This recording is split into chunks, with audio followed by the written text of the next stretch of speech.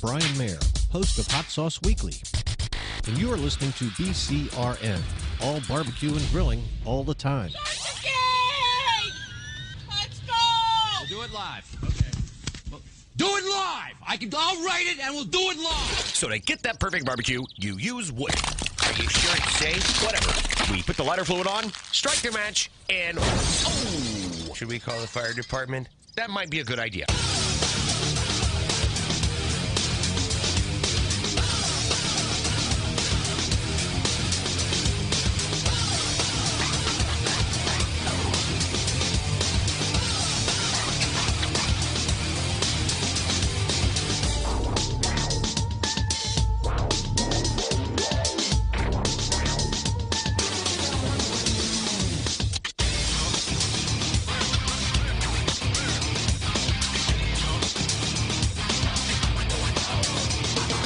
Hey, good evening, and welcome to the really big Barbecue Central show. This is the show that talks about all things that are important in the world of barbecue and grilling. The show originating from the Rock and Roll Hall of Fame city, Bomb City, USA, Cleveland, Ohio, the barbecue capital of the North Coast.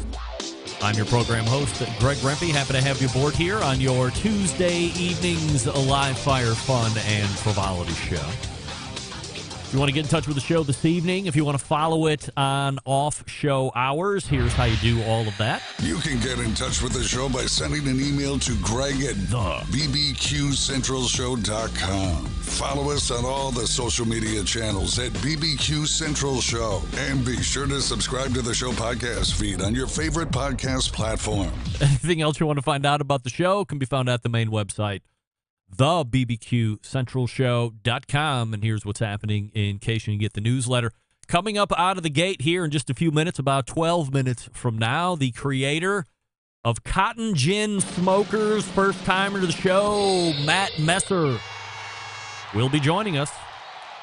Get a little background on him. We'll talk about the Cotton Gin Smoker, how it differentiates itself in the vast availability of now premium drum smokers that are out there on the market and have been for some time. So we'll talk to Matt about that. And then 35 past the hour, my personal cigar expert / guru from the Cigar Authority's podcast, Mr. Jonathan. You might recall last time Mr. Jonathan was on, we went to cigar school. We talked all about the wrapper. To back it up a little bit, I pitched him on the idea of, in successive appearances, that we would deconstruct what a cigar is, the main components, how it operates, why these things are important to a singular cigar and its smoking success and its flavors and all that stuff. And he was game to do that. So Mr. Jonathan will be joining us once again. So again, it was wrapper the last time, and this time we're going to be talking about the ever important thing called a binder. So if you're not familiar with what that is, no, it's not something you put around your midsection to tighten up your guts and hold your insides in from a, well, there's something that's called. It's called a hernia. That's right. I knew if I just stick with it, I'd find it. Not that kind of binder. This is a binder in a cigar. I don't know what it is exactly. I know that there's one in every cigar, I think at least in hand-rolled premium cigars.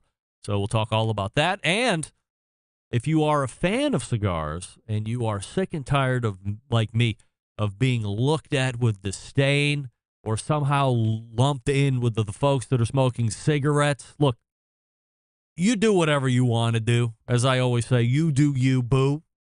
You want to smoke cigarettes, you want to drink until you vomit and pass out, whatever it is you're into, all right, you do that. But the bottom line remains, cigarettes and hand-rolled premium cigars are not... Andrew, you are not the same thing. No. And for decades, they have been lumped into the same old mess that cigarettes, with the warnings, and they're addicting and all this other stuff. And finally, about a week and a half, 2 weeks ago, the FDA was struck down in a court of law saying, indeed, these things are not the same. Get that big stuff out of here. So We'll talk to Mr. Jonathan about that, what it means to the industry, and really get some insight, because there's a lot of misinformation that's passed around about cigars in relation to hand-rolled premium cigars. And it's important that I say that, because that is a own sector unto itself, which is the most important thing. These aren't those Swisher Sweets, the mass-produced, machine-produced cigars. That's a whole different thing. Hand-rolled premium cigars are just that. All hand-rolled. They say 300 hands, 300 sets of hands touch a cigar as it's going through the whole manufacturing process. So we will learn all about it. 35 past the first hour, don't you worry. And that'll bring a close to the hour of number 1. And then we'll go to the hour of number 2, where we will welcome in a first-time guest, a beef producer, Tom Remmele from Remmele Custom Beef. And we're going to be talking about cellularly cultivated meat. We're going to be talking about the traditional ways of cultivating meat, in his case beef, and how these two things can either mutually coexist, or if one is worse than the other, or how can they mutually coexist, all that stuff. So let's look for that at 10:14, and then closing out the show, yet another first-time guest, 3 of 4. Charlie Eblin of Single Tree Barbecue. This guy is looking to become the Nike of barbecue. What does that mean? I have no idea. But we'll talk to Charlie all about it, and we'll get his take on what it means to become the Nike of barbecue. If you want to follow me socially, do it through these handles and platforms: Instagram, X, TikTok, and Snapchat at BBQ Central Show. We also welcome anyone that is watching through the video streaming platforms of, let's say, Facebook and Twitch /BBQ Central Show. You can also watch through the YouTube channel, which is youtube.com/@BBQ Central Show, where we do have a YouTube poll question of the week. And if you're not a fan of the show and a regular listener, just go ahead and take a blind shot, but it's probably not going to matter, but we're asking you this anyway. Last week's audio with Aaron Huntelman of Go Big or Go Barbecue was worse than the show the week before with Susie Bullock, yes or no? And currently, 57% of you are saying no. Honestly, that's way closer than I thought the odds were going to be playing out. And that brings me to the point where we're jumping off here, because I had 2 or 3 different opens. The show was so fabulous last week. There was 3 or 4 different places that I could have started. But no, what jumps the show to the open? The show itself. What's the most important topic on this show? It's the show itself. Because no sooner did the show end Tuesday night last week did I start getting direct messages, text messages, emails overnight, Instagram messages, Facebook direct messages, talking about what's going on. What's the sound going on? What's that noise while Aaron is talking? He's in the studio, but geez, there's this noise. Sounds like a metronome is going. What the hell is going on? I'm going to tell you what's going on right now. What's going on is, and maybe you didn't even see this, it's right in front of your face.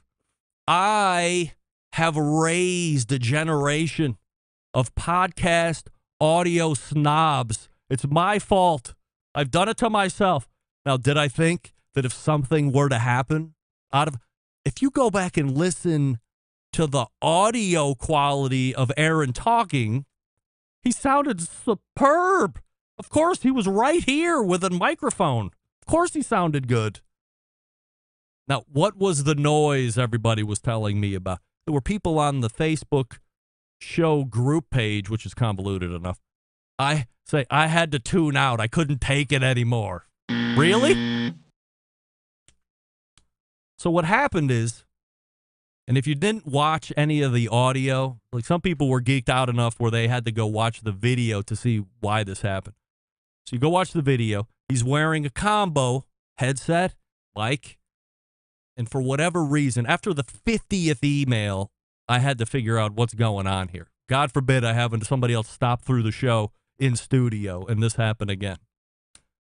For whatever reason, the right ear cup was generating just enough sound, and you didn't even need to move your face very much at all, but it made a noise, and then because that's the side where the boom mic is attached to, it passed right through the mic.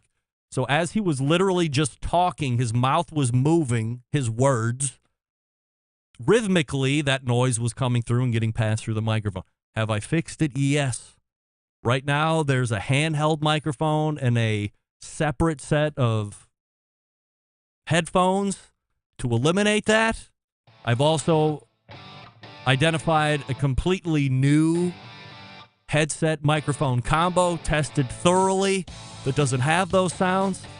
But heaven forbid, I thought with my raising the bar of audio quality across the whole broadcast industry, radio, satellite radio, podcasting, whatever, I could get a pass. But no, the snobbery knows no bounds, folks. Even the host that is raising the bar of audio is not free from getting hung on the cross. Holy crap, you guys. But that's why I love it. I've made you expect more from your audio personalities and your audio content creators. So I'm going to take pride in that. Now, to be fair, you should go listen to all the other podcasts that are currently available, and when their sounds suck immediately, email that host and tell them they suck too. Matt Messer is ready to go. We're going to be talking about cotton gin smokers, but before we do that, I will ask you this question. Are you tired of settling for mediocre grilling experiences? Yes, of course you are. It's time to step up the game and bring the ultimate flavor and cooker to the backyard barbecues. Pits and Spits Charcoal Grills, offering the highest quality live fire cooking experience that you can get in the market today using either wood or charcoal. Their solid fuel grills produce those classic flavors you're looking for when you have the time to fire up the grill and cook for family and friends. With a large adjustable fuel tray, you can raise and lower the fire to control and fine-tune the heat. It's their take on the very popular Santa Maria style grill. Check them out online, pitsandspits.com/BBQ Central. That's pitsandspits.com/BBQ Central. And use promo code Charcoal Central. That's Charcoal Central, all one word, for $150 off any charcoal grill that Pits and Spits makes. Once again, the promo code Charcoal Central, not BBQ Central, Charcoal Central, for $150 off any charcoal grill. It's pitsandspits.com/BBQ Central, and the website, of course, Pits and Spits with the double T on the Pits and the Spits. That's right. Well, hey, look at that. John Clota joining the chat here this evening on YouTube. Hey, now. All right, we're going to be talking about drum smokers when we get back. Stick around.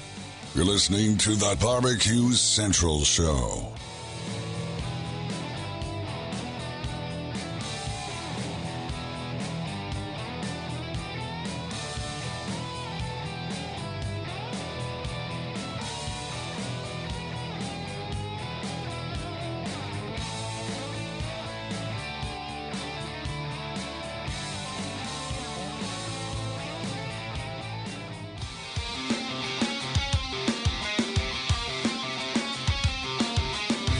Broadcasting live from the Barbecue Central Show studios in Cleveland, Ohio.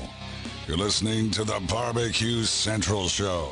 Once again, here's your host, Greg Rempe. Welcome back. This portion of the show being brought to you by cookinpellets.com, your number one source for quality wood pellets for all your pellet-driven cookers. Visit cookinpellets.com for more information or to peruse all the other flavors and options that they have. When you're ready to buy, go to walmart.com or amazon.com or lowes.com. Same great options, even better shipping than what you would find at cookinpellets.com. Longtime sponsor of the show. Gang, what do we love the most about barbecue and grilling aside from the food? We love the cookers. The vehicles that get us to where we all want to end up, that being delicious end products. We've covered a number of different styles and manufacturers over the years, and drum smokers have become a favorite amongst backyard cooks and competition cooks alike. Here to talk about his specific brand of drum smoker is the owner of Cotton Gin Smokers. We welcome first-timer to the show, Matt Messer, joining us. Matt, YouTube poll question of the week, and I'm not going to assume you are an every episode listener, so maybe it's just a shot in the dark. But Aaron Huntelman's interview from last week's audio is worse than the week before audio with Susie Bullock from Hey Grill Hey, yes or no? No. By the way, that's the right answer, Matt. Thank goodness. So we're starting off on the right foot. Happy to have you aboard here, Matt, and appreciate you making time. Before we talk about the Cotton Gin Smoker, the various models, price points, and all that fun stuff, a little background about you and how you eventually worked your way into making Cotton Gin Smokers. Yeah, thanks, Greg, for having me on the show. It's an honor. And we I got started cooking when I was young and in high school, and just grilling. And, like anybody, just, good old Weber 22.5-inch kettle. And I think we had a gas grill out there too. And that was something fun we would do. My dad and brother and myself. And then my senior year in high school was in the welding shop class, and we had a class project we had to do to pass the class. And in West Texas, everybody there has cows. And I was the pastor's son in town. We did not have cows. So the most everybody in the class was doing cattle pens. And I said, I don't want to do cattle pens, and I want to do I don't want to different. interrupt here, Matt, but allow me to show my ass for a second. What's a cattle pen? I don't know what that is. Oh, they're just fences. Pen. Cattle. Yeah. Pen, yeah. Got it. And so they're all, round tube fence panels. So anyhow, a guy in my church had a smoker on a trailer, and I was enthralled with it and thought it was pretty fantastic, and he would come cook for us. And so I approached him. I said, how much money do you have in that cooker? And he said, about $3,500. And I said, well, I guess I'm building a cattle pen. And as a senior in high school, didn't have $3,500 sitting around to build a smoker. So but I was determined, and so we built a smoker and rounded up a bunch of free parts and found a free trailer and made a smoker. And the next year went back to class and to go visit after I graduated. My teacher said, hey, let's go back in the shop. I want to show you something. And we walked back there, and the whole floor was lined with grills and smokers. Really? And I was just, I was blown away. And he looked at me and said, Matt, he said, you did something that transformed everybody's thinking. Nobody wants to build cattle pens anymore. They want to build grills and smokers. How good was that for a smoker? It was a really cool. How good was it? Yeah. I've got a picture of it somewhere, and it was, I didn't learn to smoke on it. I used it as a grill. I didn't know how to smoke meat. I grew up eating brisket, but I didn't know how to cook it, and not till probably about 7 years ago or so is when I smoked my first brisket. And up here in Michigan is where I learned to cook brisket. And but I cook it Texas style, so don't worry. Years ago, people were building what was referred to as a UDS, or ugly drum smoker. Now there's many companies offering drums for retail. The first pit you built, you said, I think it was an offset pit. So when did barrels make sense to you? Why go that route versus a traditional offset? Well, when I first started the company I had two business partners, and we launched at Memphis in May of 2018, had a booth there. And that was the year the Shed won. And we had a rotisserie on a trailer, and we were showing it off. And we walked around, and the guy that was with me looked and goes, man, these guys are cooking on drums over here on trash cans. I said, we'll never build those.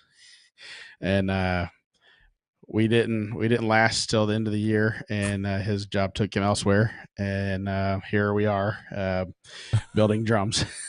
So what was So why was he so adamant about not going trash can?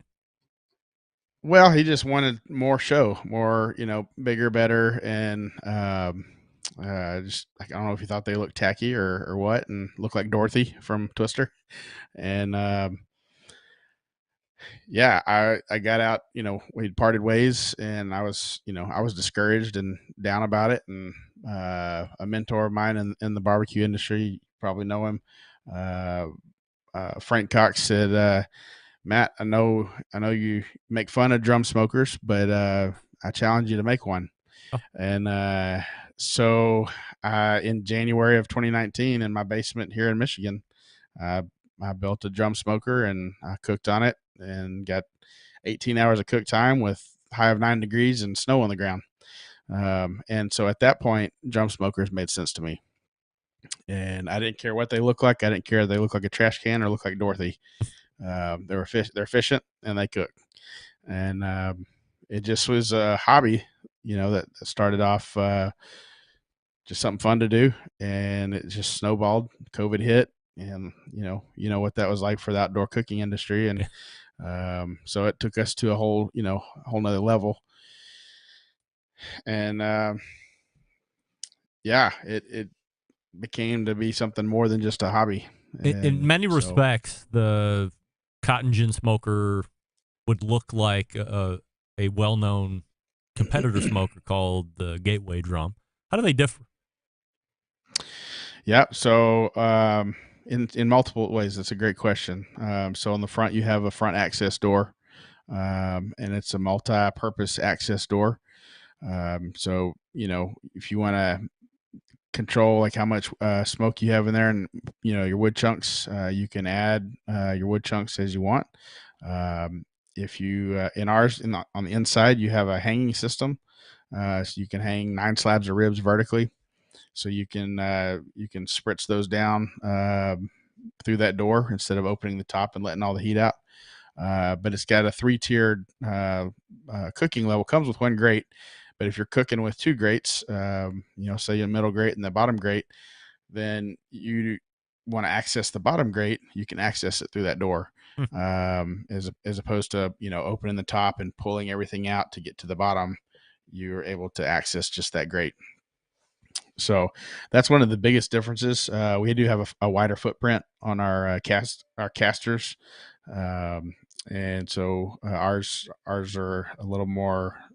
I've not maneuvered a Gateway around, so I can't tell you about. I know the casters are underneath, but ours spread out, so it's more, in my mind, is more stable. We have a hinge lid. It's a stainless steel hinge lid. It is removable. You got a pin back there, and it's got a bottle opener built into it. And then our handles on the side are high quality. They're got the Stay Cool spring handles. But yeah, Gateway's a great company. They've been around for a long time. Got respect for Tim and what he does with them. And but yeah, there's definitely some differences there. Our comes fully loaded, so a side by side comparison. When ours is at full retail value at $13.99, theirs is $12.99, but you get all those extra things. So if you were to add all that stuff to theirs, you're well over that price point there. So, but ours is on sale right now for $12.49. Matt Messer joining us here on the show. The website cottonginsmokers.com. Why Cotton Gin Smokers for a name? When I moved to Michigan, the only white on the ground was snow. And so the only cotton that you see in Michigan now is us. And being from Texas and from West Tennessee, love driving through the country and driving through cotton fields. I'm a country boy, and miss that. It's it's beautiful. There's something about it. And but when I moved up here and I started cooking more and smoking meat, people asked about me opening a restaurant, and I thought about it for about 5 minutes. And during those 5 minutes, I decided, I wanted to have a Texas flair or a Southern flair to it.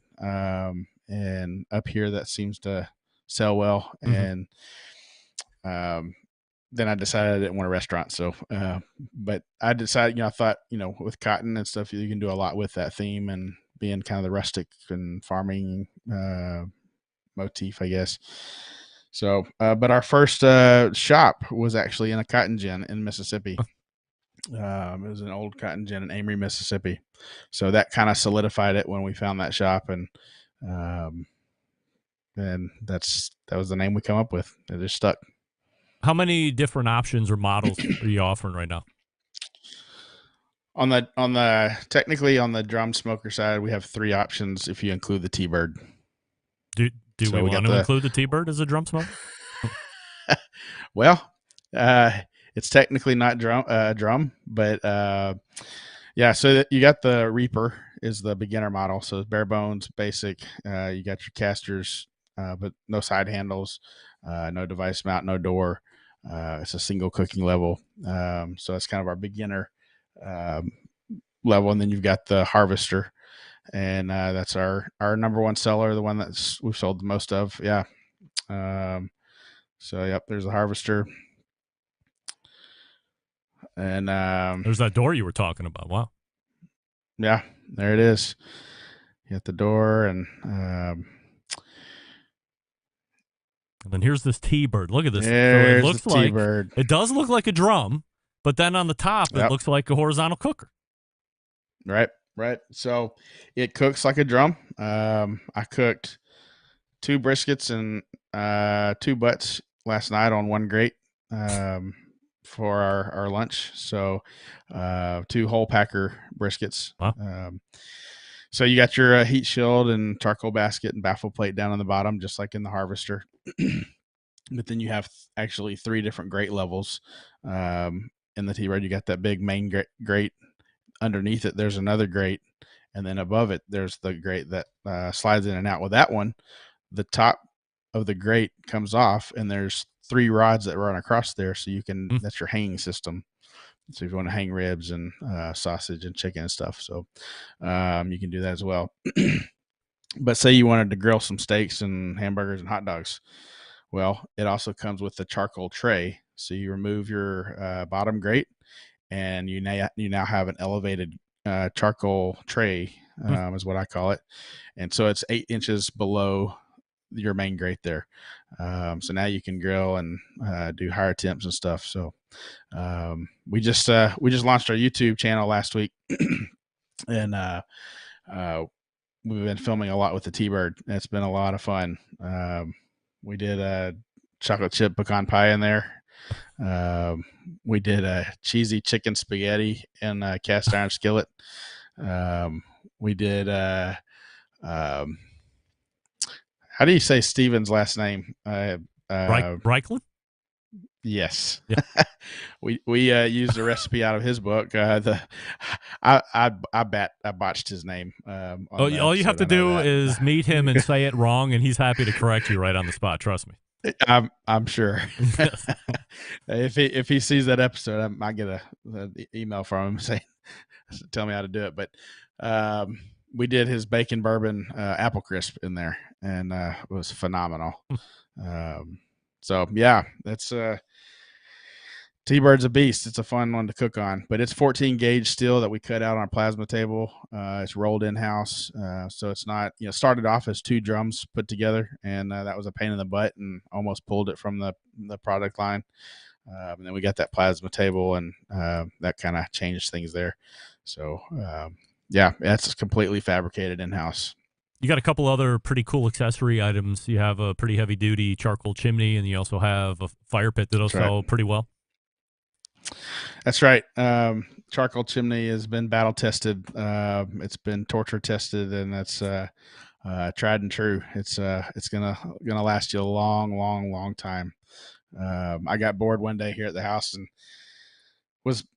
my wife had the kids somewhere, and I decided, well, let's go torture test this thing. So I went out my driveway, and I just threw it up in the air, got my camera out, and I threw it up as high as I could, 11, 12 times, and then took it to the shop. through it. It's been probably thrown, let's say 30 times up in the air. It's been stood on every direction. And then we pulled one off the Lowe's shelf, and we threw it 3 times in the air and stood on it one time, and it's flat in a pancake now. So, but yeah, it's a beast. So it's out of 16 gauge still, and got 2 Stay Cool handles on there, and got a heat shield, and it'll do the job for sure. Are you retailing only DTC, or are you looking to set up dealers as well? I've got a small number of dealers that we've slowly been scaling into that. There's some things in the works that may change that in the future, but right now we're slowly scaling into that. Would you rather be more dealer focused, or there's got to be a unique situation in your mind of thinking you could go direct to consumer and really control the whole market from your aspect, but then I know a lot of folks that have had a lot of success running through dealers. Yeah, I think dealers play a huge role in getting product out there in a faster way, and we're open to that. We're not closed minded to having dealers and expanding that. I think the customized ones will still go through in-house, but if somebody wanted one today, they could go to the dealer and get that. And if you order a custom one through the dealer, then the dealer's obviously gonna get some credit for that. Where would you like to be in 5 years? Oh man. Man, just doing my thing, enjoying people, enjoying cooking, and if we could grow our, we opened a barbecue supply store about a month ago, and I'd love to expand that, and I think in 5 years would be a good timeline for that, to see that grow and be bigger. So, yeah. If you're in the market for a drum smoker, we're humbly asking that you head on over to Cotton Gin Smokers and check out what they have to offer. CottonGinSmokers.com is the website. Or if you're in the area where they have one of their small handful of dealers, go ahead and check out what they got on the floor there and touch and feel it for yourself. Matt, appreciate the time here this evening. Continue success. Thank you very much. Appreciate it, Greg. You got it. It's Matt Messer right there from Cotton Gin Smokers.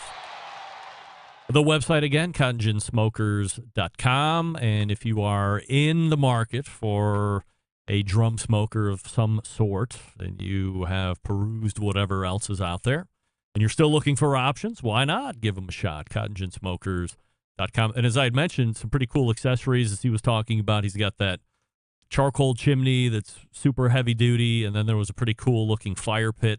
Looks like it folds all into itself. I believe it said it was 75 pounds, so I can't carry it around, but maybe you could because you're more of a man than me. So, everything, it appears everything they're making is really heavy duty, lasts you a long time. So, there might be a bit of an associated price tag with that. But as we say here in the barbecue industry, buy the best and only cry once. Why not?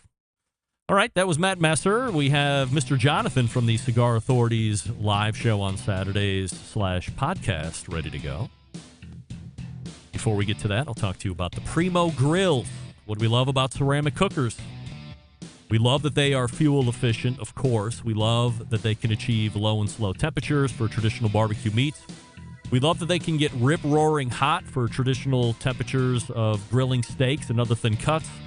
But what's missing in the everyday ceramic cooker lineup? The real ability to execute a true two-zone cooking environment. Two-zone cooking is very important to both professional and backyard cooks alike. It's the best way to manage a fire and cook with confidence. However, getting a two-zone fire in a round ceramic cooker is not very realistic. Why? Because it's round. Enter Primo Grill and their game-changing oval design. The shape gives you the ability to execute that two-zone setup that you desire. It also gives you the other ceramic grill benefits as well. When you break it down, there's more than 60 different ways to cook on that Primo, so you're only limited by your culinary imagination. They have all the accessories that you ever want. Deflector plates, yes. They also have pizza stones. They have a pizza insert. They have a Primo Grill rotisserie accessory. They've upgraded the top and bottom dampers for air intake and air exhaust, but only sold through dealers. So find one near you at primogrill.com, and then when you locate that dealer, check it out, see the oval that will best fit your need. I recommend the XL, even if you're a family of 3 or 4. XL gives you the best QPR as far as size, cooking ability. And again, these things are fuel misers. Once the ceramics get hot, uses very little fuel to continue to build that heat. So there's plenty of times, especially now here in the summer, the warmer months, where you can get multiple cooks out of a load of charcoal, depending on what you're doing. Primogrill.com, and don't forget, next month on September 10th, I believe, they have the Primo Bash.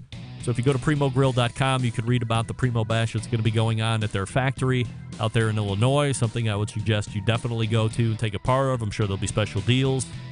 And then tell Nick Bauer I said hi. I wanted to be there, but not going to be able to make it this year, maybe next year. Primogrill.com and the Primo Bash next month. Be there. We're back with Cigar Talk right after this. Stick around. You're listening to the Barbecue Central Show.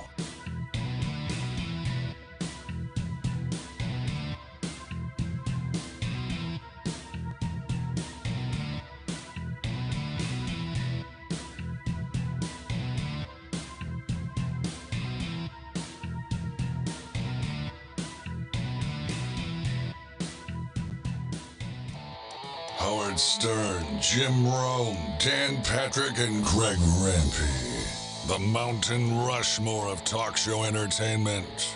Now, let's get back to the Barbecue Central Show. And we thank Matt Messer for joining us last segment. CottonGinsmokers.com is his website.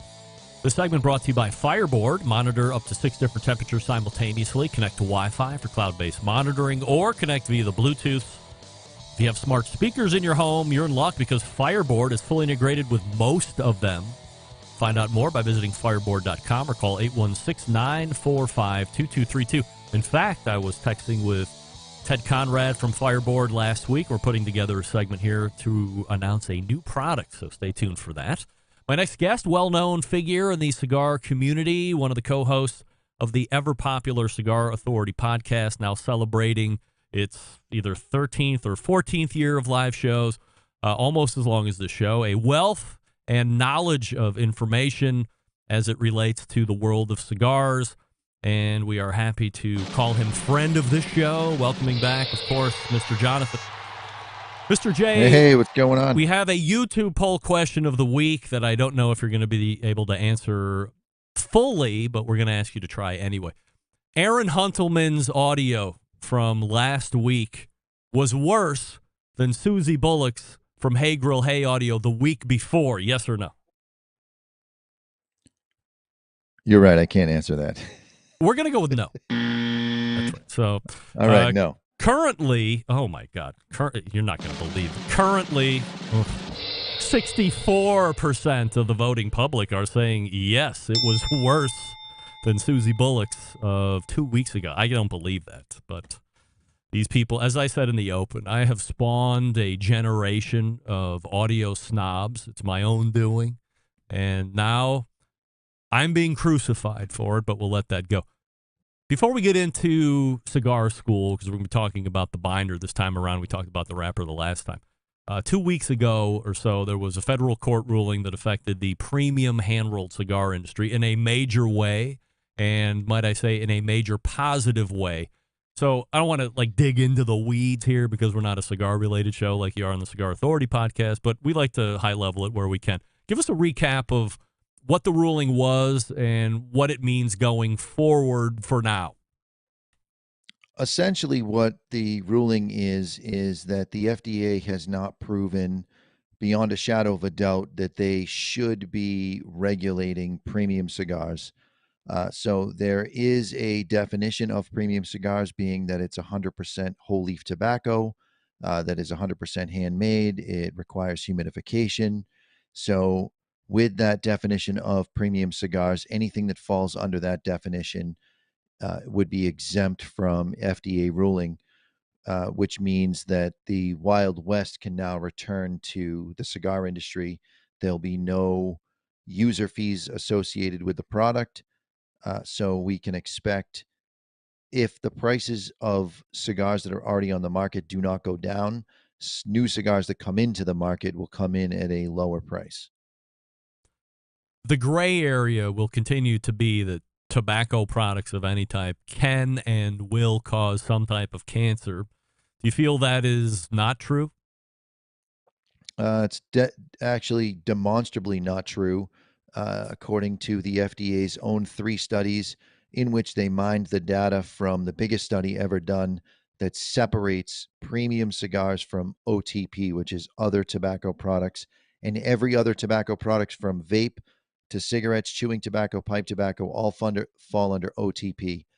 When you separate premium cigar usage away from the other tobacco products, you see a slight decrease, and we're talking with fairly heavy users, 1 to 2 cigars per day. You see a slight decrease within the margin of error of the study, but it is a decrease in coronary heart disease, lung cancer, COPD. The average, it's an average of a 4-year extended lifespan for a cigar smoker versus a non-cigar smoker. That seems outrageous. Well, it's outrageous because the anti-smoking propagandists generate an awful lot of money through these sin taxes, where if they can convince the public that the product is evil, then the public won't give them too much of a hard time about putting a tax on it. And instead of the government looking out for the people and finding real cures, they put things out like all tobacco is bad for you. And the reality is, tobacco has been used as a medicine going back to before Columbus discovered the Americas. I'm going to ask you to speculate. Do you see further deregulation going forward on premium cigars, or what do you, if not, what do you see the next steps being? So the Premium Cigar Association, the PCA, and the Cigar Rights of America have teamed up, and they are now, if they're not one organization, they're sister or brother organizations. So now they're going to start playing offense. So you can expect to see products like J.C. Newman's Bundle brand coming out of Tampa, the last fully functioning working cigar factory in the United States. You can expect to see things like their bundles be fought for. They are machine made with a homogenized wrapper, but the homogenized binder, meaning there's some pectin and some tobacco dust that are put together and made into this tobacco paper as the binder, so that it'll go through the machine as one uniform thickness. But the wrapper itself is applied by hand on the machine. It's stretched by hand. It takes an enormous amount of skill to be able to do it. You can't just come in off the street and be able to do it. So you can expect to see brands like that be pushed to be moved into the premium sector, and infused cigars, which are well above the normal barrier to entry for somebody looking to dissect a cigar and put marijuana, which, by the way, is becoming legal across the country. And I expect the federal side in the next 10 years, maybe even 5 years, to make that fully legal. So they're going after cigars that, or products that look like cigars, the Swisher Sweets, blunt wraps, backwoods, things that look like cigars that are made in such a way they can be deconstructed easily without the wrapper being destroyed, and then filled and stuffed with other products like marijuana. So what the Premium Cigar Association of America is looking to do is take products that are really cigars and adjust the definition so that you still don't have youth access problems. Kids are not coming into my shop looking to buy a $12 acid cigar. It's just not happening.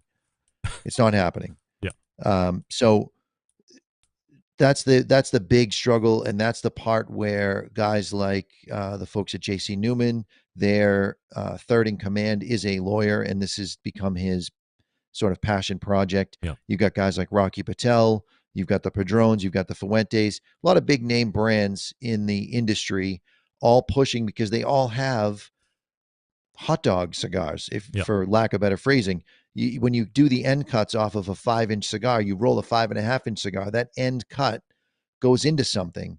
And in order to keep the price of the initial product down, they can sell off these end cuts into short-filled cigars that really are premium cigars. They burn a little faster, the draw's a little looser, they taste like cigars, they smoke like cigars, they are cigars. So why can't those be premium cigars as well? Mhm. So we'll stay up to date with you on this whole deregulation thing, but great news for those of us that are fans of premium hand-rolled cigars, no doubt about it. So let's go to school. Why not? As I said before, we talked about wrappers the last time, and I wanted to talk about binders this time. So easy enough to say, I hear it all the time. What the hell is a binder, and what does it do? So binder is essentially the part of the cigar that holds everything together.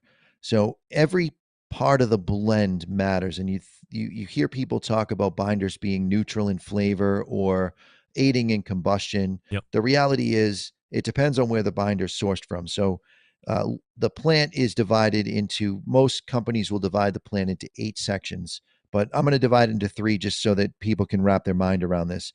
You've got low primings. The lower third of the plant has great combustion. It's lower in nicotine, but it's very high in ammonia, and it requires an awful lot of post-roll aging and used a lot in cheap cigars because it's plentiful.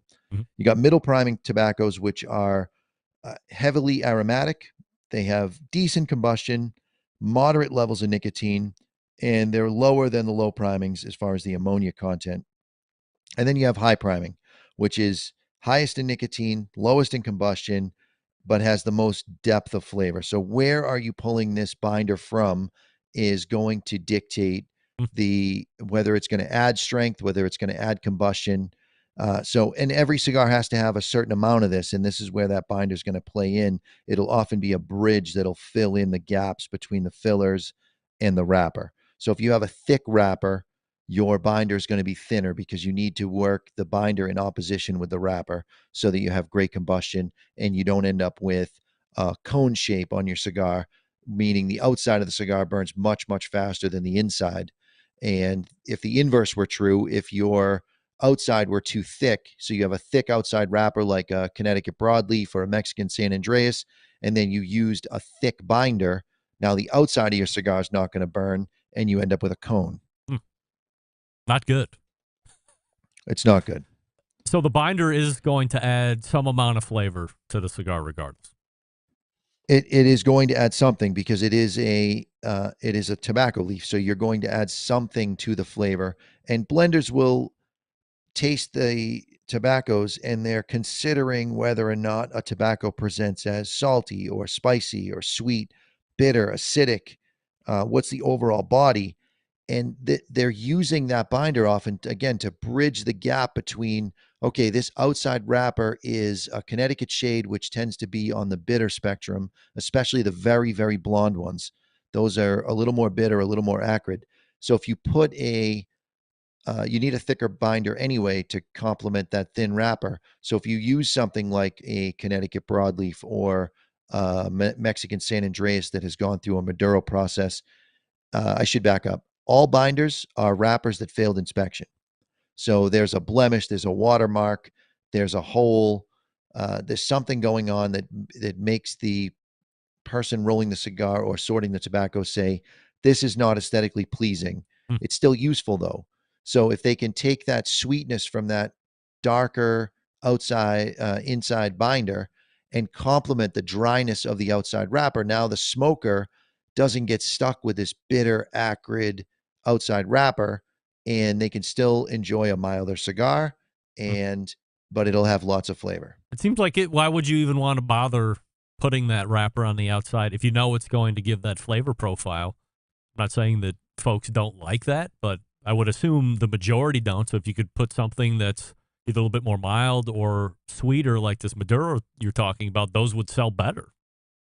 The thing is that the American consumer believes that dark cigars are strong cigars. And if you think in terms of a banana, the darker the banana, the sweeter the banana. Yeah. This is a barbecue show, so lots of people caramelize onions. You take a white onion, it's bitter, it's acrid, Gross. it stings the eyes, and you saute it in a pan or you put it in your cast iron off on the side of the grill while you're starting the burgers. And as that darkens, doesn't it get sweeter? And tobacco works the same way, Hmm. but the American consumer believes that dark cigars are strong cigars. So manufacturers will take a dark, sweet outside wrapper and they can put fillers on the inside that are a little less fermented or less worked, and they can be a little spicier, and that sweetness will help tamper that a little bit and give the smoker a more enjoyable smoke and give that American consumer that's looking for a dark, strong cigar a dark, strong cigar. From the binder's perspective, is there anything else that we should know about it? Because when you start to break it down, it seems like the binder is the workhorse of cigar. It's helping the filler stay together. It's also helping the wrapper either burn quicker or burn slower, depending on what that is on the outside. It absolutely, that's a great way to put it. It is the workhorse of the cigar. It's very necessary to have that binder applied correctly so that inside of any cigar is anywhere between 30 and 60 airways that flow all the way through the cigar. So when somebody says to me, "Oh, I'll take that bullet punch at the counter," I actually try to talk them out of it, because when you take all those 30 to 60 inlets of air and you funnel them down to 10 or 15, you're changing the flavor profile of the smoke. So you want to have that cigar as opened up as possible before you light it. And that's going to give you the most pleasing smoke that you possibly can have, and it'd be the least offensive on your palate. But as far as the binder goes, you see binders can be single or double. Bigger ring gauge cigars like a 70 ring gauge or even 60s, you'll often hear manufacturers talk about this as a double binder. They tout it like it's a sales thing where this one has the double binder. It just means that there's so much tobacco in there that when you put fire to that, if there was a single binder, it would blow through the wrapper through expansion. So the binder helps to protect the wrapper from the inside as that filler expands when it heats. And yeah, it's absolutely a workhorse. This is your fault. We're going to end on it. My favorite brand and manufacturer at this stage of my cigar career is brand Aladino and the manufacturer JRE Tobacco. What do you like about their brand so much? I love that they are into post-roll aging. So the things that cost money in the cigar industry, at the end of making just about every cigar, a manufacturer can get that cigar into the United States for between $2 and $3, all in. It's made, the tobacco's worked, everything's done. It's $2 and $3. Why are some cigars $30? Why are some cigars $3? Well, $3 cigars are, you get what you pay for. That is the shit of the shit, the lowest priming, sand leaves. They're the highest in ammonia. There's almost nothing the manufacturer can do. They're cheap cigars and they smoke cheap and they taste cheap. You start getting into the $10 price point. Why is it $10? Well, that manufacturer has worked the tobacco. And when you look at the end of my cigar, I'm smoking the Aladino Corojo Reserve. There's almost no dark gray. There's certainly no black. It's almost completely a white ash. That means that this tobacco has been worked completely. And when it combusts, all of the carbon combusts because all of the undesirables have been removed through fermentation and then through post-roll aging. Cigars need about 90 days to go through this sick period where the stem structure of the tobacco, as it's broken into this accordion, it leaches out the final bits of ammonia and nitrates into the chamber. And the only place for it to go is through the foot because the end is capped. So it takes about 90 days to clear that chamber. And what I love about Aladino is the dad is a bit of a collector. So especially when they come out with new products, they were rolled like 3, 4, 5 years ago. Wow. And the cigars just smoke unbelievable. And they're not killing you on the price. I mean, the most expensive cigar that I'm carrying by them is $16, and it smokes like it's got 3 years of age on it, the whole thing. So their stuff is a very good value for what it is. You like the Corojo Reserve the most? That's the one that I smoke all the time. It is a fuller bodied cigar, It's very aggressive. It's 100% Corojo. I love it when the wrappers come in on the darker side because it's so aggressive. It's so strong you can almost feel your fillings. You really have to pay attention to it. You got to smoke it slow. So a good, dark, strong cigar like that, I can smoke it for an hour and a half on a Robusto, which is pretty remarkable. Is it fair to say that this is more of a Cuban-inspired cigar, but also is reaping the rewards of being grown in Honduras from a flavor profile standpoint? So Corojo tobacco was the original seed strain grown in El Corojo, Cuba. That was the predominant tobacco that Cuba used. And the issue they had is it's very susceptible to blue mold and black shank. So you run through cycles of crops where you have a very low yield if it's not tended properly. In the case of Aladino, they have drones that fly over the field with infrared scanners. They have bare systems with drip irrigation and computer controlled nutrients.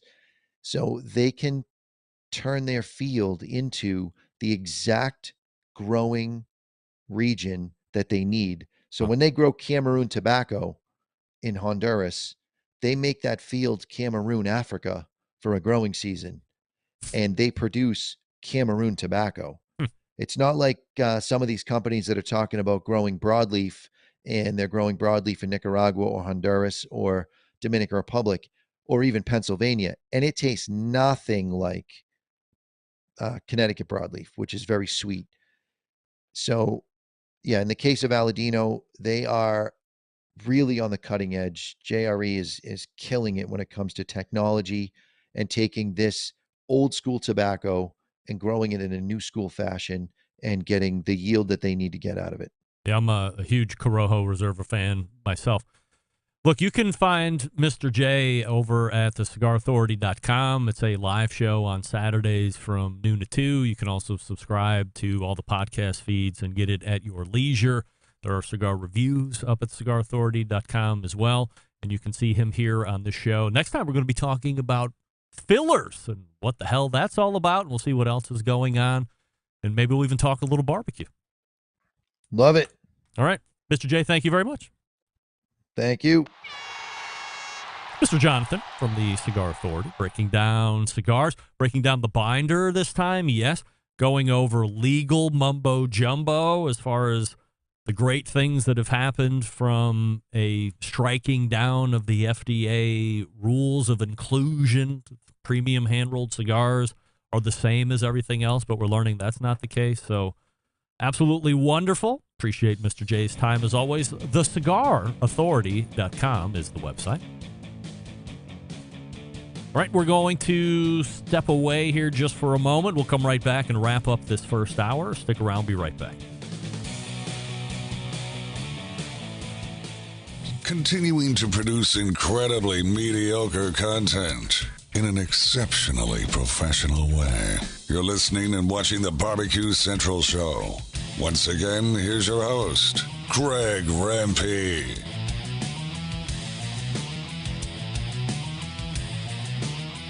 And we thank Mr. Jonathan from the Cigar Authority for joining us last segment. TheCigarAuthority.com, his website. Once again, it is like this show. It's a live show over on YouTube and Facebook from 12 to noon Eastern Time. And, of course, it's being recorded, so if you can't catch it live on Saturdays, like I try to, but not usually am able to, I just get the podcast and listen to it on the way to work on Mondays. Or Sundays if I'm mowing the lawn. It's great. So, look forward to next time, and we'll talk about fillers. You heard long fillers, short fillers, things like this. What does that even mean? I don't know. But we'll learn all about it next time Mr. J's on. All right, let's go ahead and point to the second hour, refresh your libations. When we come back, we have two great interviews. We also have some hot takes coming up here at the top.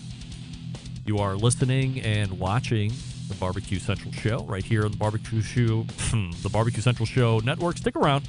We'll be right back.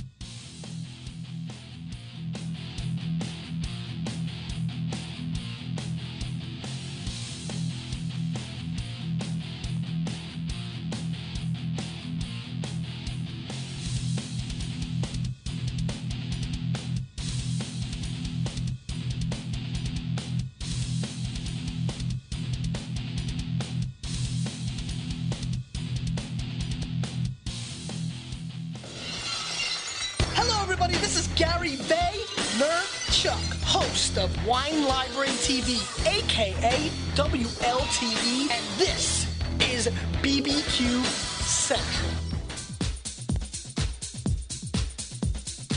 Happy to have you aboard here for the really big barbecue show. Boing. We cook because we have to, and we grill because we want to. Hit me. Fine, how's it going? You have a great show. I'm a big fan. Boing. So what seems to be the problem here? This man looks like he's dead, and he's in the crackle. Charbono. It's all about the Charbono, dude. Succulent fish. What? He ate Susie for wiener. So listen, Lavernius, shut your face. I'm shaking like a dog shit peach seeds. We have top men working on it right now. Top men.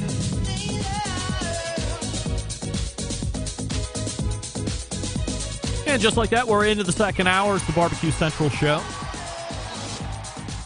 We talk about all the major, important live fire barbecue and grilling items that are happening during the course of this past week, month, 2 months. If it's topical, we're going to talk about it at some point or another. Still to come on this show this evening, Tom Remmele from Remmele Custom Beef. And then closing the show, Charlie Eblin from Single Tree Barbecue. This show originating from Palm City, USA, Cleveland.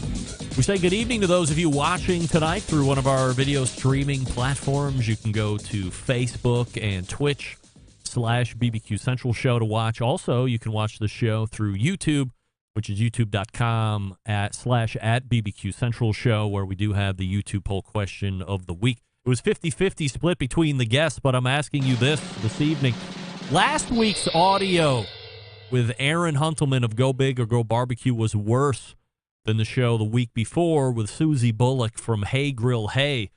And currently, 67% of you are saying yes. Come on. I'm telling you, I'm the guy who taught all of you to hate bad sound. And I'm telling you with my trained ears, by the way, I'm not just adding armament to my defense here, but I talked to John Solberg, who has perhaps the most keen ear aside from me as it relates to sound quality on this show. We were talking about this whole nonsense in depth earlier today. And he said, look, pound for pound on the sound, it was fine. Was the artifact that was showing up annoying? Yes. Was the sound quality bad? No. So I can't believe, I'm not saying that you're lying, 67% of you that are saying last week's audio was worse than Susie. I think if you go back and listen to it again, the audio is better last week than Susie's was. However, this is why you have polls. This is why you play games. Just because you see stuff on paper doesn't mean that that's the way it is. You have to put it to the vote, and this is why we do it. Coming up on the best moments of the Barbecue Central Show in 10 minutes or less this coming Friday, 297 episodes in, taking you back to August 20th of 2017. And showing up this time around is Barbecue Central Show's guest Hall of Famer and pitmaster Bob Trudnak. You know, I don't believe that that's right now that I'm thinking about it, because I remember posting the show over the weekend. Did I not write it up right? Let's go into episodes. Let's manage episodes. Let's go into this. Yeah, I'm 100% wrong. Episode 297 being featured this week, Mike Lang from Another Pint, Please. Shame on me. Mike has been a quarterly guest in 2023, of course, as many of you know. But when we go back to what the proper date is for this show, September 29th, 2015. That's Mike's first appearance ever on the show. We learned all about Mike's background and how the website came to be. Another Pint, Please. Mike's website was a very popular blog when blogs were a popular way of communicating across the internet landscapes.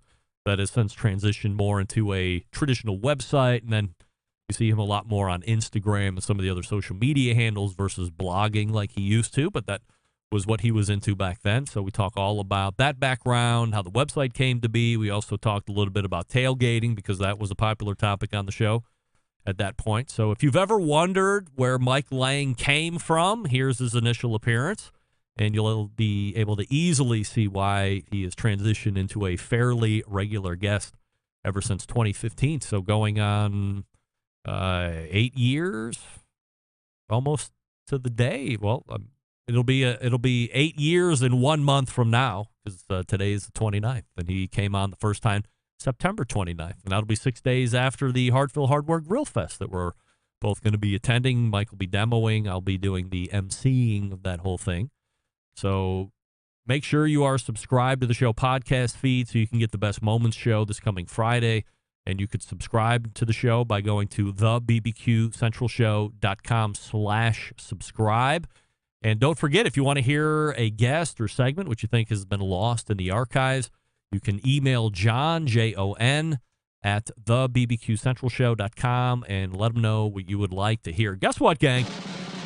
The last Famous Dave's All-Star Barbecue Series was held this past weekend in Taylor, Michigan. And winning the last event, Burt McLean from PB&J's Barbecue. Good for you, Burt. And taking second place, or as we call it, reserve grand champion, Bo Northrup of BBQ. So good for you, Bo. If you want to see the past results of this season's Famous Dave's All-Star Barbecue Series, you go to famousdaves.com/All-Star Barbecue Series, and you can see all the results from the very first one that was, I think we started this in May, if I'm not mistaken. And aside from a couple weeks off, somewhere in the middle there, it ran pretty much hot and heavy every weekend, especially there through July and August as we tail out here through the end of the month. And there were competitions every week for the past 6 or 7 weeks, I believe. So once again, if you want to check out those winners over this series, it's famousdaves.com/All-Star Barbecue Series. James in Oklahoma writing in. Greg Aaron is local, and this is his second time that he's ever been on the show, and he could do it in studio as well. Maybe you should have him on more. Podcast listener only. Regards, James. James, I think with the voting public, the answer is no. He shouldn't be on more, and in fact, perhaps he should be on less.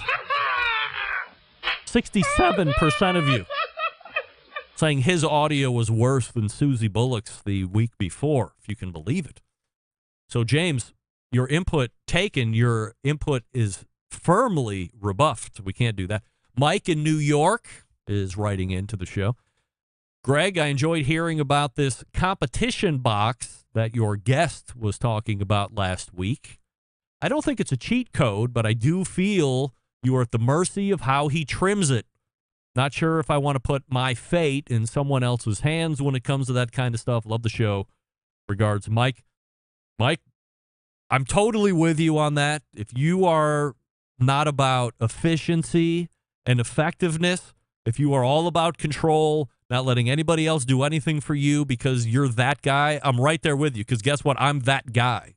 You don't see a producer on this show. You don't see somebody else running the board or running the transitions or hitting the sound effects or anything like that, because I want to control everything. I've operated like this from the very beginning. Perhaps in your competition thing, you're the only one on the team, and you've been doing it since the very beginning, and you can't even begin to fathom having somebody else do that work for you. However, there appears to be a number of other folks who disagree with you. They find value in getting time back during the week that they don't have to spend trimming their meats, or if they have to do anything, it's just a little bit of stuff, and maybe they're even doing it for competitions, but I doubt that they're doing anything according to Aaron.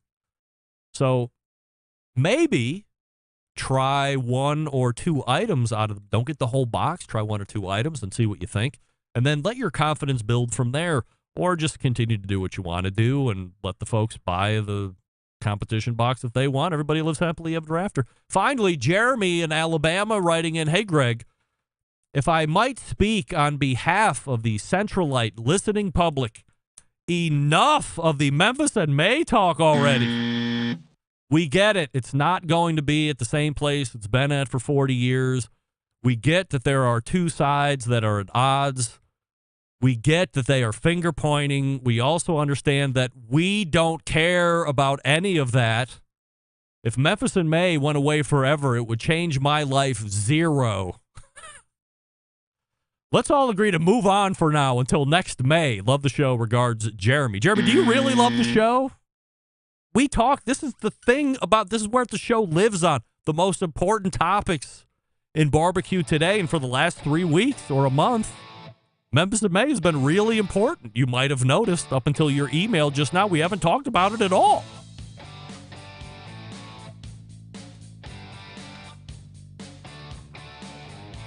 Tom Remmele is ready to go.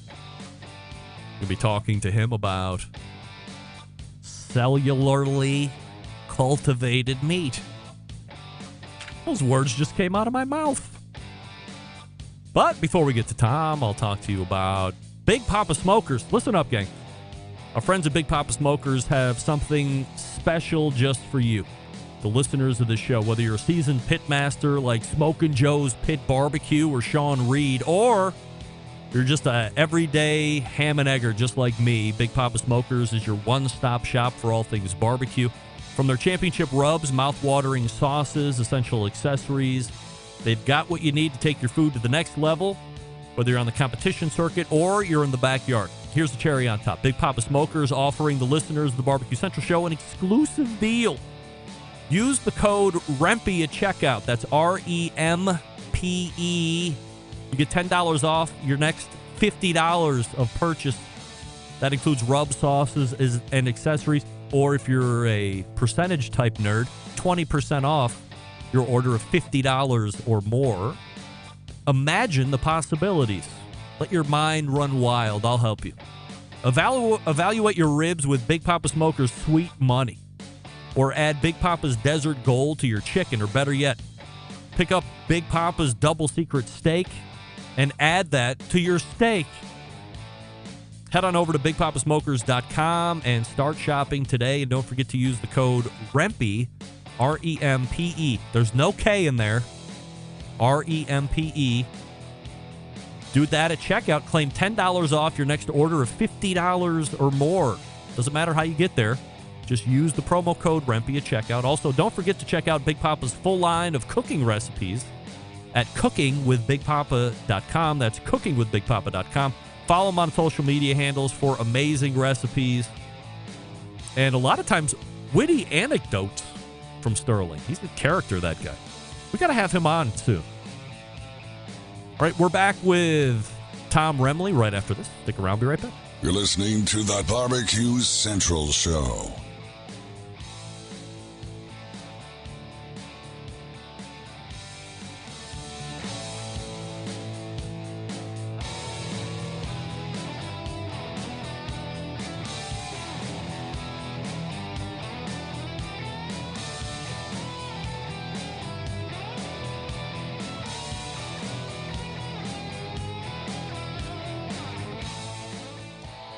Howard Stern, Jim Rome, Dan Patrick, and Greg Rempe. The Mountain Rushmore of talk show entertainment. Now, let's get back to the Barbecue Central Show. All right, welcome back to the show. A number of weeks ago, you might have heard me talk about designer or 3D printed meat. That's right, I said it. I actually had a line into the company that was leading that charge based in Israel called Stakeholder. And while that attempt to book on this show has cooled off considerably from their side, I'm hot on it. I did get a note from someone who wanted to talk a bit about it from how it could affect the real beef industry. He is the owner of Remmele Custom Beef based in southwest Minnesota. We raced the hotline. And welcome in first-timer to the show, Tom Remmele. Tom, before we get into talking about cellularly cultivated meat and all that other nonsense, there is a YouTube poll question of the week that is happening, much to my chagrin. And I'm asking everybody this, including guests. The audio with Aaron Huntelman from Go Big or Go Barbecue last week, sitting in studio, was worse than Susie Bullock's audio from the week before, yes or no? Absolutely not. Of course. I mean, Tom, tell these people they're outrageous. No, I hadn't have any problem with it. I could hear it fine. If I can hear, I listen to you in a tractor lot, and if I can hear it there, it's good. Let's dig into the topic of the evening right off the bat, and we'll get some background on you, the history, the company, all that, so we can validate your expertise here in just a minute. But as I had mentioned a few seconds ago in the open, the topic tonight is traditional beef or meat versus something that is being billed as cellularly cultivated meat. Some companies are also talking about 3D printing of the protein as well. As someone who is a part of a generations-long beef-producing family, what's your high-level take on cellularly cultivated meat and 3D printing of it? It sounds delicious, doesn't it? No, absolutely delicious. It doesn't. No, it doesn't. It's going to be skewed somewhat when they talk about this because you're going to have a marketing push. And if we look at these two products, real beef versus cellular cultivated meat, we have to know what we're talking about. And one of the things is that there's going to be differences. The cellular meat's going to have different texture. It's going to have different shape. It could expand when it's cooked. All those things are going to be different. You just can't change Mother Nature. That cow is out walking around, building muscle. What we feed it's going to change the taste of the meat, the texture. We have differences in breeds. I like to think meat is kind of like wine or even premium cigars that you talked about. It's going to be different based on the resources that producer has, the type of cattle he has, where it's grown, and what it's fed. And I think as a culture, we enjoy those differences in a lot of foods. That being said, one of the advantages I can see is when it's only ounces, it's going to be perfect. That many ounces, it's going to have the right fat content that they want. There are probably some applications where that is. That's the one thing with animal production. We're not consistent all the time. I mean, the gentleman on that was doing the chicken thighs, he talked about the difference in sizes from the range that he got. Well, that's animal agriculture. That we're not consistent single time, but we enjoy those varieties because they add flavor, they add a little different texture. It's just a more pleasurable dining experience. That's one of the big changes. Some of the statements that were made on the previous show about it being more ethical or sustainable, environmentally friendly, the consumer's going to hear a lot of that, and it's going to be up for them to decide what's true and what's false. You have to ask yourself, here we have a product that they're taking stem cells out of an animal. How are they getting them? They're sticking a needle into an animal and pulling out cells and growing them in. Keep saying cultured meat because it makes my life easier. That sounds yummy. So they're putting them in a petri dish or a nutrient solution to grow these with a whole bunch of antibiotics because we can't have any disease or foreign things in there. I don't know how ethical that is, because in a typical production system, that animal goes through to the packer plant, and one of the tenets of meat packing and to be responsible with the harvest of the animal is there's a USDA inspector standing there making sure that animal is killed as quickly as possible so it suffers the least amount. I don't know how that is when you're before you kill the animal, because you have to have a live cell, that you're sticking a needle into it, or is that animal living in a cage? I don't know. That's their question, but those are the things from the ethical standpoints that I'm not so sure. Do you think people are going to be asking those questions? Do they want to know if that animal, that the cultivated meat people are holding animals in pens so they can stick a needle in them while they're alive and get everything, or do they want to live with their head in the sand a little bit on this and just feel good about it? I think there's a portion of the population that doesn't want to know, and there's going to be a portion that will believe that it is more ethical to eat the cellular grown meat because an animal didn't die. It's all going to depend upon its marketing. The consumer is going to be in complete control of this.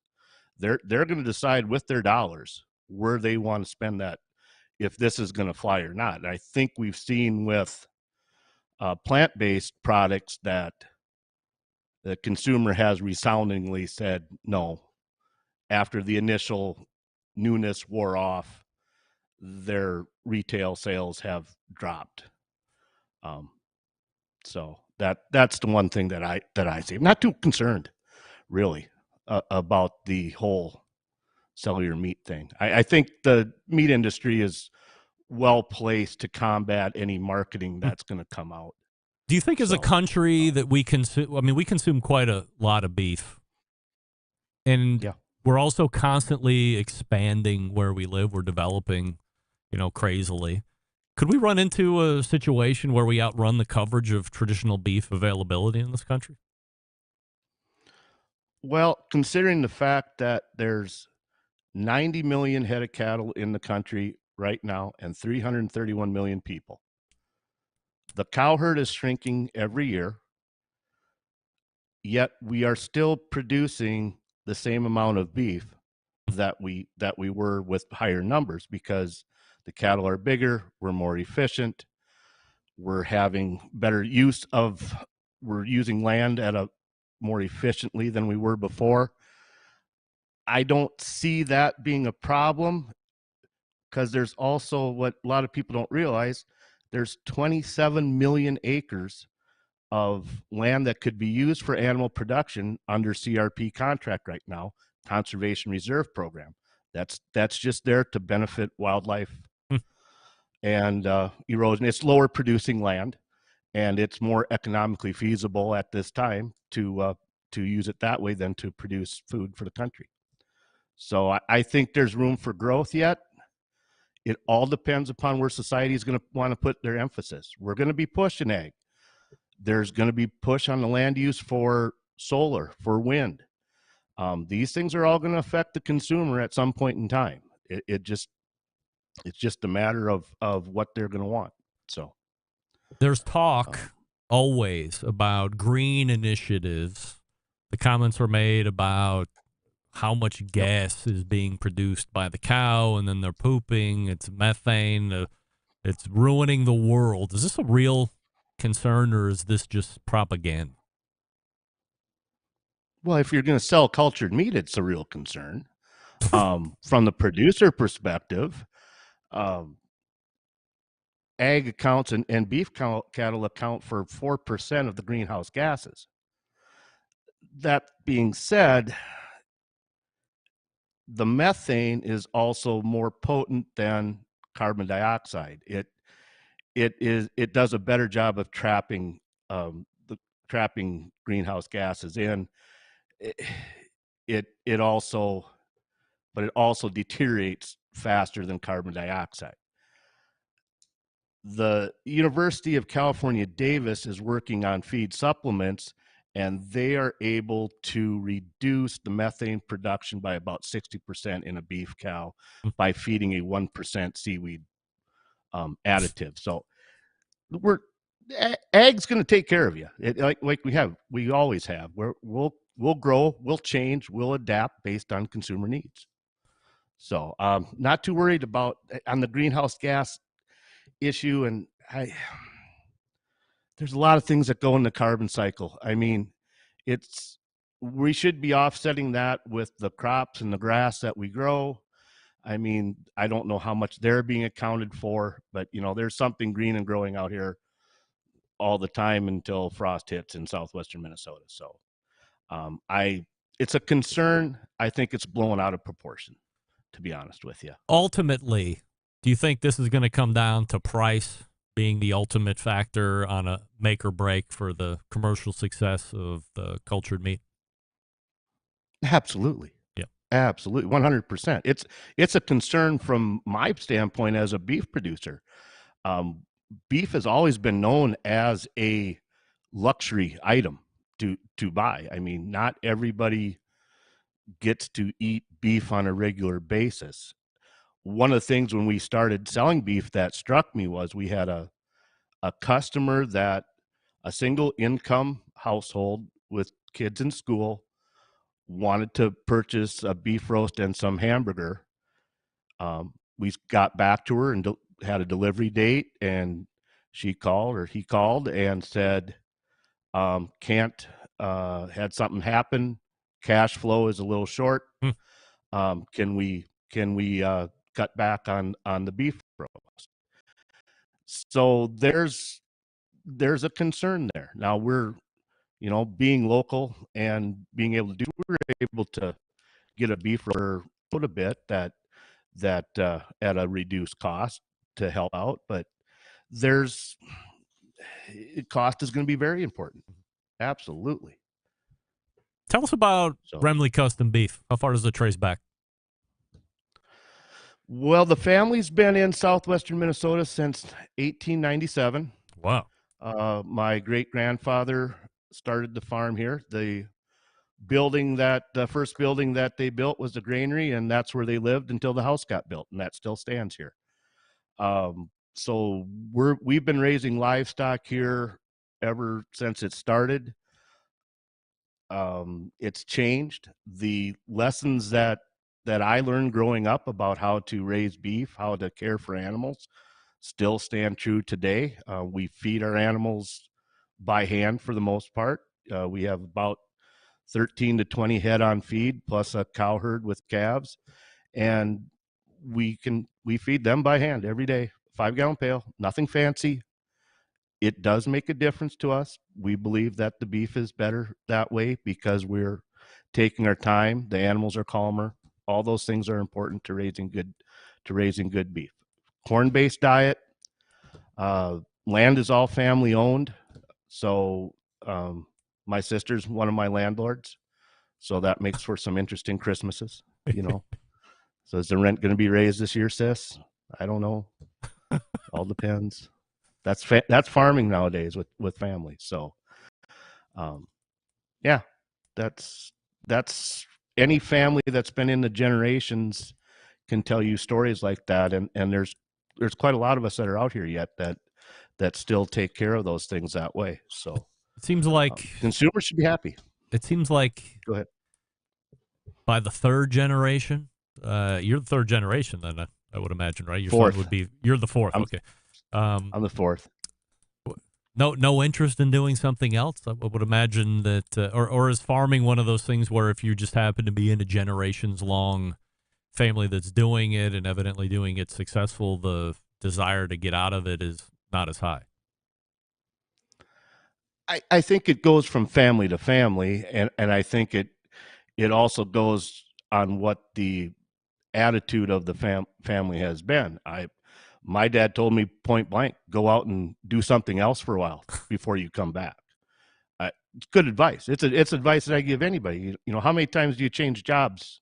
Anybody changes jobs in their lifetime. At least once. Most people change jobs at least once in their lifetime. So I told my son, go out, find something. If you want to come back, that's great. It'll be here. I still have 10 years left, so he's not kicking me out quite yet. Yeah.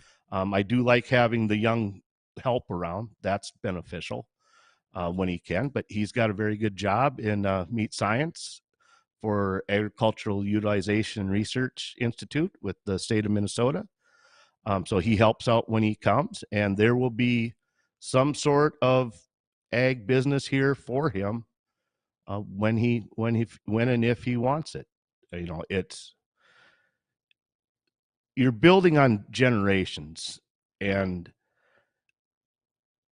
my grandpa bought certain farms to build the operation. My dad bought farms to build it. I've added to it. We've all added to it through generations. It may be with buildings, it may be with livestock. Times change, things change, but that attitude of you're building something for the next generation is still there. So that's why it kind of keeps surviving through the years. So does that answer your question on that? Yeah, absolutely. What are the breeds that you got there?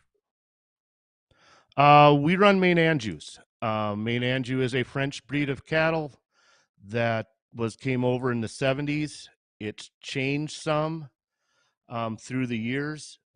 It was a red and white breed, and of course, in the U.S., we got to change everything. So now it is black-hided because black-hided cattle are in fashion and known for its meat and other milking and fertility that it offers. A good example, if you want to see what Maine Anjou cattle look like, you have something out there called the Ohio Beef Expo.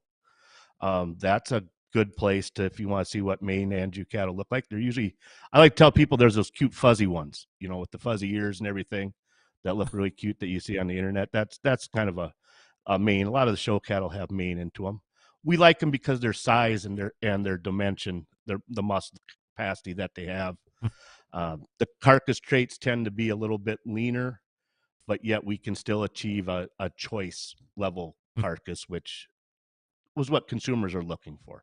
Consumers look for texture in their meat, tenderness, price, and quality, which is marbling.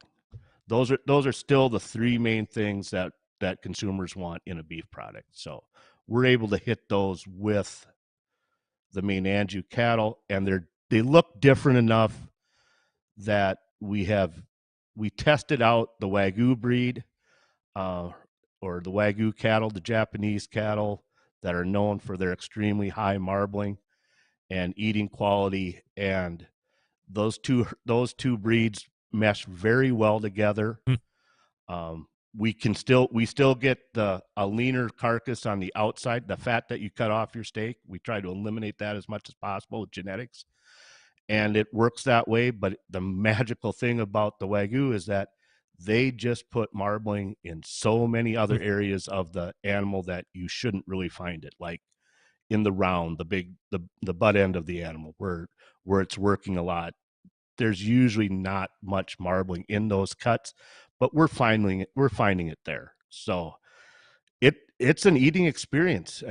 Even at a 50% level, the mouthfeel of that product is different than our conventional Maine Anjou beef. It tastes different. It cooks different.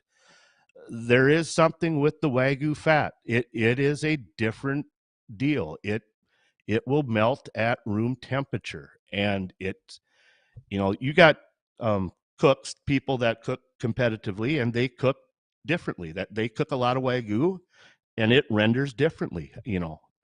I'm sure that's why they do it, because it's such high quality and that way that fat renders. So very excited about that. If you go to the website, then you can either get the traditional Maine Anjou or you can get a Wagyu cross then? Yes, when we test marketed it, we sold out very fast. One of the issues with beef is how long it takes to produce. And right now it is taking us 20 months to produce a Wagyu animal. They tend to peak marbling for a half blood at 20 to 24 months. So also that will help with flavor. The older the animal is, the little bit more beefy flavor you'll get. Yep. Conventional supermarket cattle, you're looking at around 16 months old. Yep. Our Maine Anjous, we finish out at about 18 months. Of course, this is with no antibiotics, no implants. That's how we do it. That's what the customer wants. And then you have the Wagyu that you take out to 20 months or more to get the maximum marbling out of it. So we do differ a little bit that the way we feed, we start our calves on grain rather early, like at 40 days old, we'll start feeding them a little bit of grain on the side in a pen where the mothers can't get to. And that also will help build some marbling capacity in that animal later. So it's fun. There's some science, I'm not balking on all science. There's science involved in raising good quality beef too. It's, we just can't beat the real thing. You just can't. There's too much love and effort put in by beef producers and all livestock producers to, for the public that they should know that. So, what's the split between the Wagyu and the traditional Maine Anjou on the field right now? For what do you mean? For like how many do you have of each? Yeah. We have 3 to 4 that will be ready sometime early next year. We just purchased a bull this spring from the M6 Ranch in Texas, a purebred Wagyu bull. So he has been out running with cows and some tough job. First, yeah, he's not, he's smiling. Okay. Yeah, I bet. So, yeah. So he's, we'll have, hopefully next spring, we'll have 18 to 20 little Wagyu crossed calves running around, and 24 months after that, they'll be ready for market. So how long is we're the bull ramping up good production? 5-6 years. Oh, good. Easy. Yeah. Easy. Yep. So that's one of the benefits for the bull is that he's, for me, it's easier. It's easier to run a bull than try to use artificial insemination right now. Oh. So yeah, right. So, and then initially, are you, I don't know what the proper terminology here is, but are you importing the genetic material from somewhere in Japan first, or is it here locally, like in the States? No, there's a lot of purebred Wagyu breeders in the States, and you can get Wagyu bull semen, from number of sources. There's quite a few. There's a whole association that if people the Bull are Semen interested, Association, actually breed association, the Wagyu Association. I think it's wagyu.org. So you can find a whole bunch of Wagyu producers that are in the United States and see what their cattle look like. So it's exciting. I think you're going to see that Wagyu cross be more prevalent, even in the commercial area moving forward in the next 5 to 10 years would be my guess. There's a lot more producers out there than I even realized. So, I thought all the Wagyu or most of the Wagyu here in the States at least was crossed because of the same reason you were talking about. You're going to take your traditional Maine Anjou, they're going to be ready 16 months, 18 months or whatever, but then it's going to press out, another 4, 5, 6 months if you're going to go to Wagyu, maybe longer than that. So the way to overcome or quicken the pace is to cross. You're correct. That is the way to quicken it. And again, it comes down to marketing. Arby's did their thing with their Wagyu burger. If you can't see my quotation marks there, because we all know what was in there. That's not, there was a small amount of Wagyu beef that was in there, because there's just not that many pounds made. I can't believe that. And there were Wagyu cattle that were imported purebred from Japan, and those are the cattle that producers are using to build up the purebred numbers. You're getting a little bit outside of I'm still studying on that. That is, the Wagyu breed is a completely different animal as far as the genetic material is. The different bulls and cows are limited. They have a very interesting method of breeding those to maximize, looking at different cow family lines, like looking at like your geology tree, or genealogy. Yeah. So that you'd map the same thing out with livestock, and they have a method. So they're smarter than I am. That's why I don't have any desire to get into that end of it. So if you're interested in checking out some of Tom's beef, go to RemmeleCustomBeef.com. That's REMMELE CustomBeef.com. And he's got the pricing for the traditional Maine Anjou and also on the Wagyu side. Tom, appreciate the insight here this evening, learning about the generations-long farm that you are currently operating, and maybe we see a fifth generation down the road. And if I need a beef expert to tap, you're my guy. Well, I thank you. Thank you for the opportunity. I hope everyone had fun and learned a little something. So, absolutely. Tom, appreciate it. It's Tom right there. Again, Remmele Custom Beef, REMMELE CustomBeef.com. And there's a whole bunch of different steak options, and there's ground beef as well. So check it out if you are interested in grabbing up some steak. I fear that my bullpen closer has not gotten the call from the bench coach here because he's not in the bullpen right now. But we're going to cross our fingers and hope that between now and 2 minutes from now, Charlie Eblin from Single Tree Barbecue is going to show up. But well, look, I thought Rusty wasn't going to show up last week, and that blew up in my face. So, I'm not going to go out on a limb and call him a no-show. I'm not feeling it, though. I can tell you that.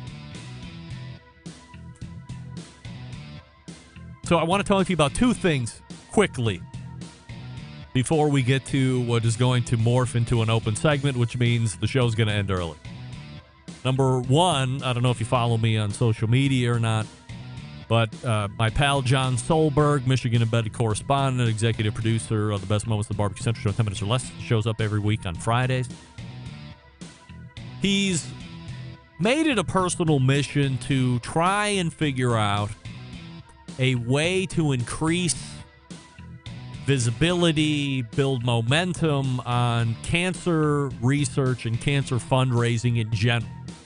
Nothing specific. He's really good friends with Robert Sierra, SNS Pit Crew, of course. We all know, well, I don't know if we all know, but he's been going through a cancer battle of his own, which he's been posting about pretty publicly on social media, and some other things that are going on. And John has been inspired to try and continue to bring visibility to cancer in general, fundraising. Here's where we're at with this. John won the Jess Pryles cookbook in some raffle that he got. She signed it, Jess Pryles. So he said, hey, I'm going to send you this book. I want you to sign it for me. And then maybe you can make a Facebook post about it, which I did a little bit earlier, and talk about what cancer does or doesn't mean to you in an effort to generate some eyeballs for it. And then maybe we can send the book to somebody else. Maybe somebody will want to sign it. So, like right now, Lene Oxley has said that she would like to sign it. If you are you don't have to be a big name. I'm not a big name. You can be anybody you want. We're going to treat it like Flat Stanley. Remember Flat Stanley? Showed up all over the place. You take a picture. We'll do it with this book. So you can sign your book. You can take a picture with it and then make some kind of a social media post about, let's spend more time talking about cancer and ways to beat it. Donate to whatever charity you find most partial to you. So if you're interested, long way to go. Say if you're interested in getting a book or getting this specific book and then signing it, and again, you can just be anybody. Listener to the show is great. He would love it.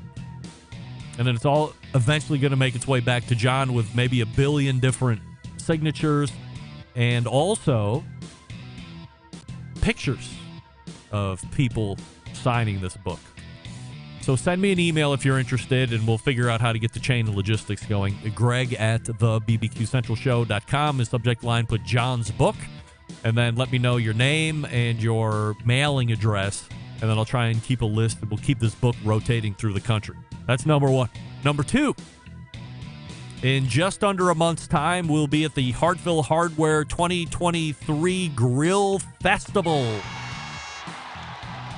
That's a Saturday, September 23rd. So if you want to come out and see our pals Mike Lang some guy named Captain Ron who's going to be cooking on a big green egg, and then, of course, fan favorite BBQ, Danielle Bennett, who is going to be doing live demos as well. We'll all be there all day. Great deals on grills. There's going to be special deals on big green eggs, Weber gas grills, and Traeger grills, because 21 of those, 7 of each, are going to be used in a barbecue competition that's taking place there as well.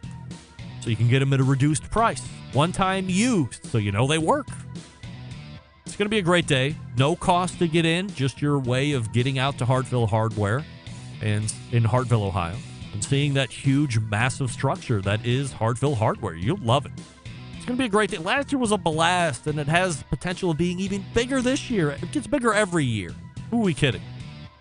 Hartville Hardware, the Grill Fest of 2023, September 23rd, and I'll be there all day emceeing, so you can get pictures with me. I'll sign autographs. I'll only charge you $5. I swear, that's it. I won't charge. We'll be happy to do it. All right, we're going to be back to, I think, close the show. I mean, whatever happened to Charlie? I don't know. Stick around. We'll be right back. You're listening to the Barbecue Central Show.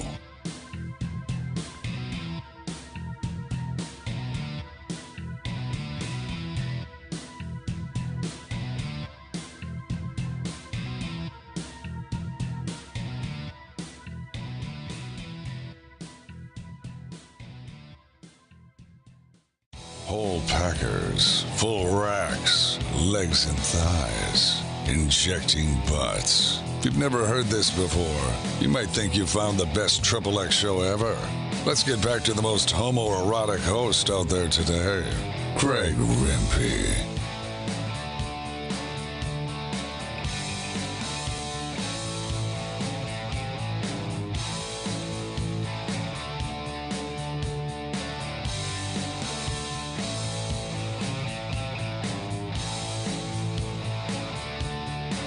All right, welcome back. We thank Tom Remmele for joining us last segment. RemmeleCustomBeef.com, his website. We talked about the cellularly cultivated meat situation. By the way, Smokin' Joe's Pit Barbecue does bring up something that I've thought about long and hard here over the last couple of weeks. Bring on the horse meat, right? We can collectively take a dump on cellularly cultivated meat. I'm saying that tongue-in-cheek. I don't think there's any reason to write it off 100%. It was a little bit of a technical issue when Tom was talking about some of this stuff right off the bat, and that it resolved itself, but I'm sure there was some fairly important information that he was talking about that didn't end up coming over the airwaves. I'll cut that out in post-production for the podcast listeners, and you'll never know what I'm talking about as you listen to this part of the show. However, I think there's probably a place for this. It is obviously going to depend on price and what it looks like in the consuming public's eyes. It's also going to ride a lot on what the taste and the texture and the tenderness is. Remember, grown in vats, as Tom said. This isn't your normal raising of beef or meat of any kind. I'm currently aware that this version is chicken, and you have beef. I believe there was fish of some sort. I don't know why tilapia is in my head. That's probably wrong, but there was some kind of fish. You can go on the internet and search 3D printed meat, but there's a company called Stakeholder out in Israel. I was talking with the CEO of that company about coming on here, talking about it, being able to ask some of those questions, but I'm not sure where that failed to continue to evolve into some type of a segment on the show, but it cooled considerably, or cooled all the way off to the point where they're not returning my emails. But we'll continue on that because I think this is something much like electric vehicles. You thought maybe it was just going to be kind of a fad. I think that this could be something, especially in countries that have no real option for meat. This could allow protein in their diets, much more protein than they're used to. So not necessarily all a bad thing. Long way to go to say Smokin' Joe's Pit Barbecue is right. Bring on the horse.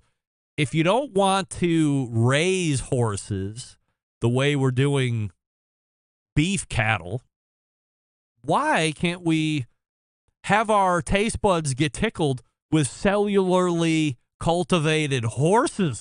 Why not? No horses killed in the making of this meat steak, horse steak. No cute-looking horses being trotted down the kill line. Like, cows aren't cute enough? You don't care if they get trotted down the kill line? I mean, I know you don't because you're eating them. But horses are much more cute than cows. Cows have angelic eyes. You just lead them right to slaughter, murdered every day by the tens of thousands. You don't care. You care about horses. I think we have common ground here. We can all taste a little bit of horse meat, cellularly cultivated, 3D printed horse meat. We can all learn to love it a little bit, and we can all get our fix of it and not have it be illegal.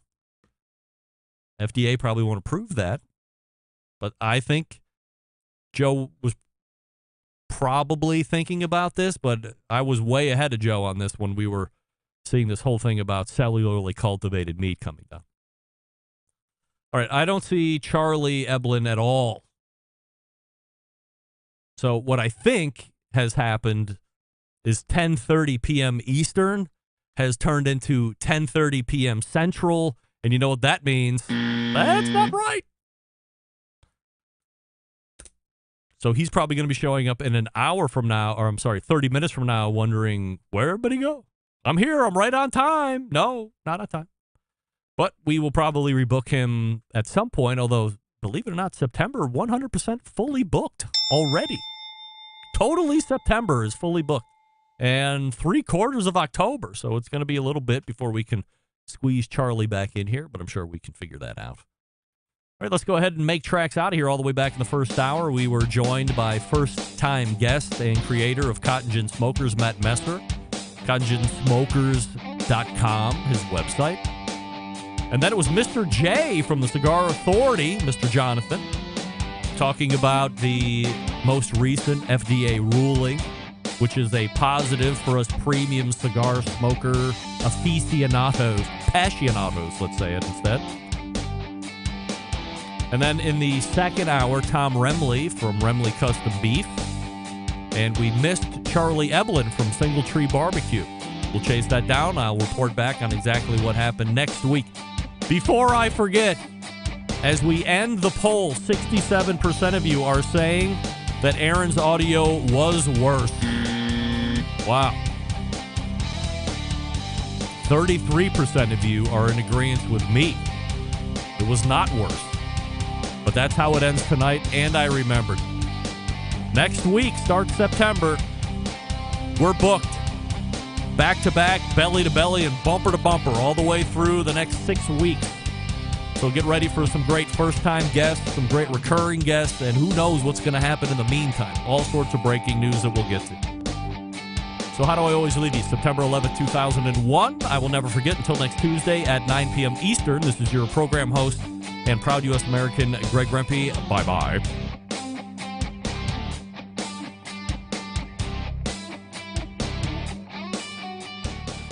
This is Steve, the Cookout Coach, and you're listening to the Barbecue Central Show.